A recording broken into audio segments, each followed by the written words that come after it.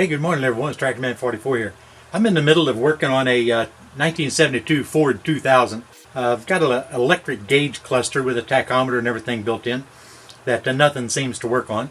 So I'm converting it over to an alternator, get rid of the Lucas generator and all of the sensing units and all that stuff to make all those gauges, are supposed to make all those gauges work. And we're going to go in with our own gauge cluster. Now when you do things like that, you typically run into some issues, some problems.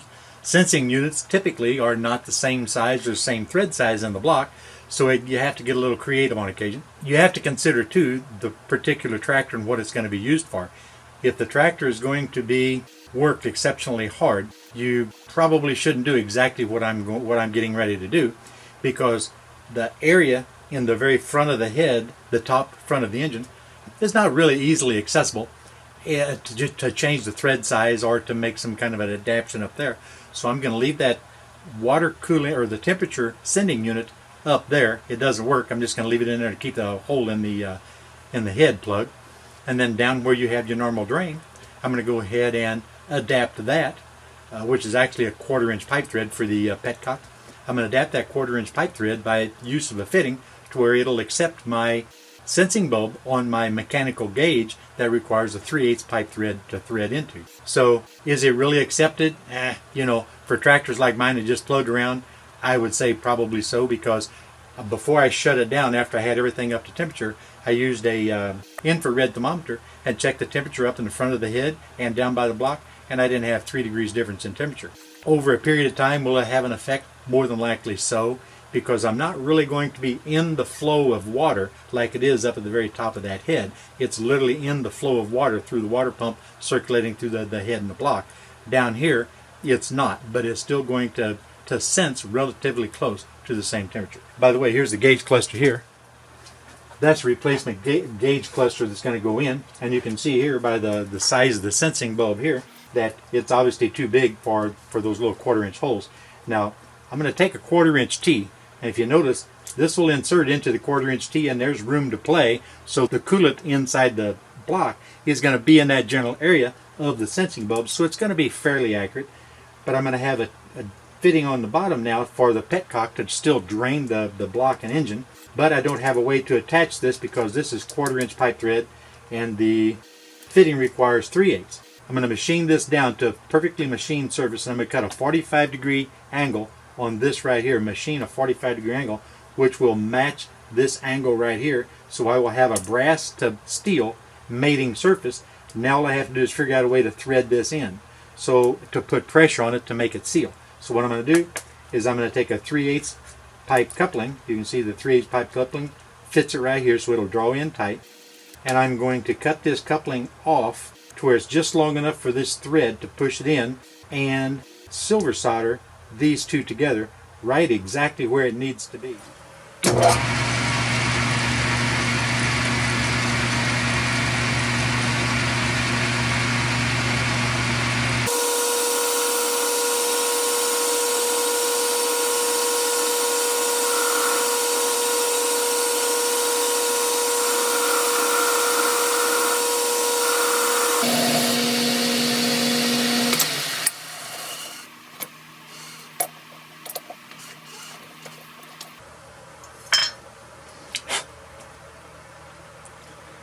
That didn't take too long. Have to check my angle, make sure I've got 45 degrees inside there. See how good that sensing bulb will mate up to it. Then we'll work on the coupling.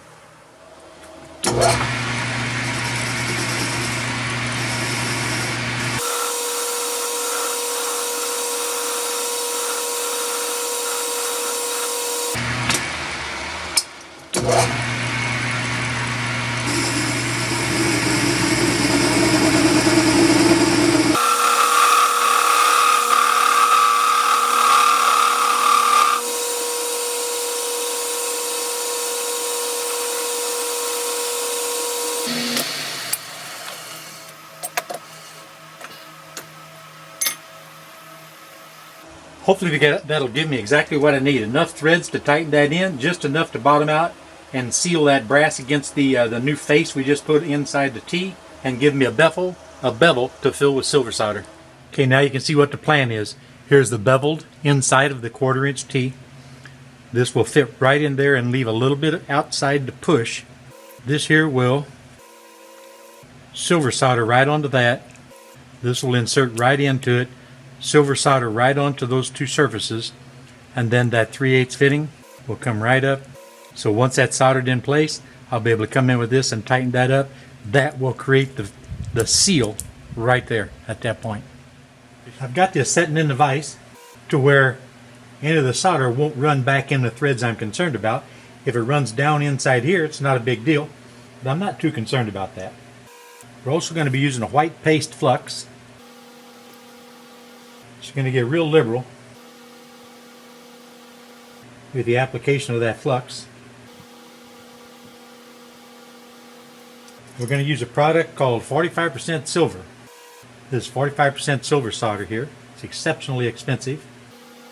And I'm going to be using the oxygen acetylene torch. A very small one so I can control the heat.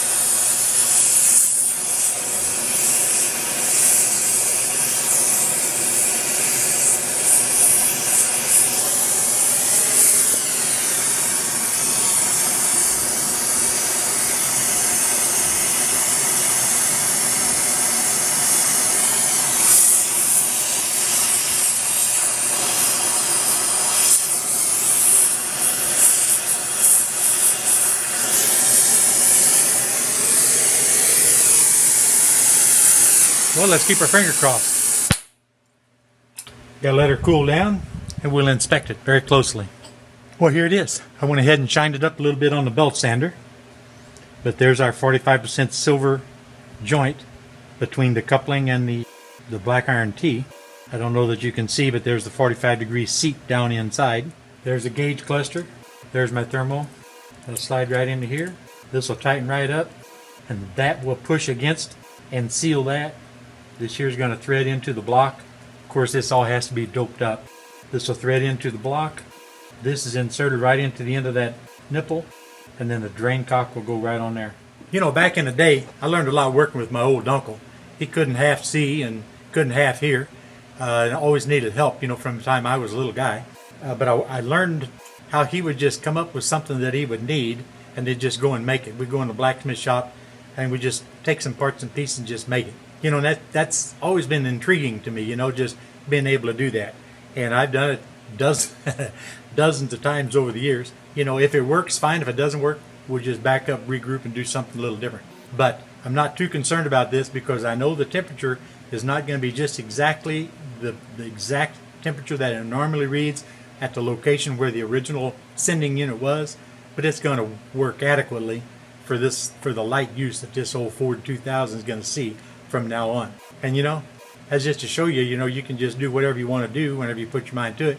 And this TractorMan 44, and I'm out of here, guys.